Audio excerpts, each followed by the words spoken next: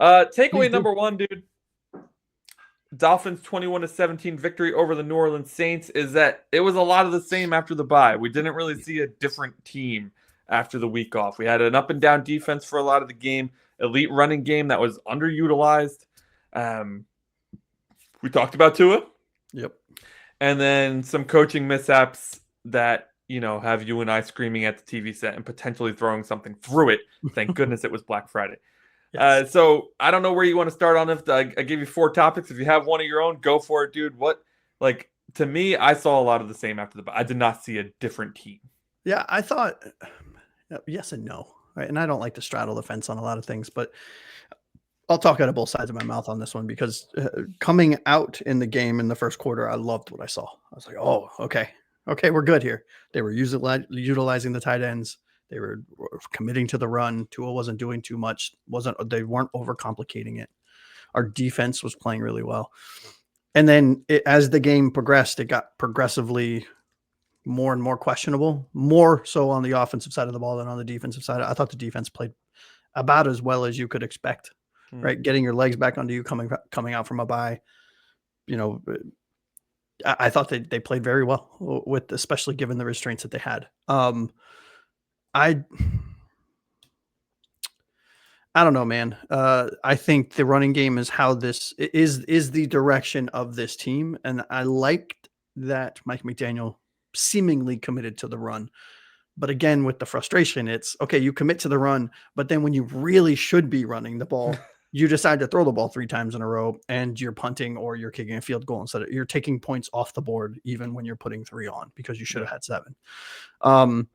And I really do think, and not to beat the dead horse with a stick here, but watching this game as the game unfolded, I thought to myself, like in real time, Mike McDaniel is coaching around Tua. And I know I said it earlier. I can't, that was like my biggest takeaway from this game. It's holy shit, the first time this season where I actually like, it was so noticeable. It jumped off the screen to me. And I don't know, like Tua continues to hamstring this offense. You said it best. I mean, there you go. Yeah, I got to give a big shout out to Devon Achane. We haven't mentioned it yet, and I'm surprised we haven't mentioned it yet. That's a bad job by us. 1,000-yard season, his first 1,000-yard season. Congratulations there. Devon Achane, absolute beast. 4th player in Dolphins history to ever do that by week 12. Yeah, insane. The dude is as elite as they come. It's the most elite talent we've had, except for the first year we had Tyreek. I would say was very close. He was absolutely incredible. So on the season, I think Achane has. Where is his stats? So hard to find stats on ESPN. Thank you guys for this incredible website. 1,034 yards and 6 touchdowns on the ground. He has 370 receiving with 4 more touchdowns, so 10 total touchdowns. And nearly over 1,400 yards on the season, and it's week 13. The rules. That's fucking great, Abel. Don't worry about it. All right, I spent all my money on the car. I didn't spend any on the house. Right? Exactly. And I'll tell you this: I do think, and maybe this is my fanhood.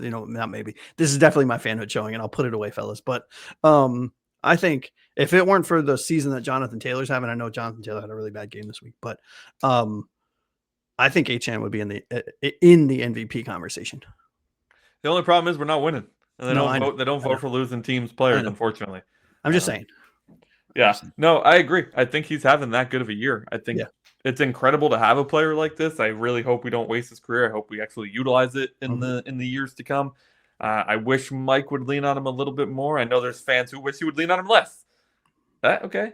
I get it. I hated seeing Jalen Wright in the beginning of the game. I didn't understand that. Yeah, that was weird. That was strange.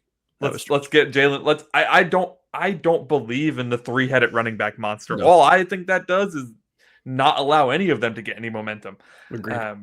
So I don't want to see Jalen Wright. I'm a Jalen Wright fan. Yeah, he's going to be great on another team.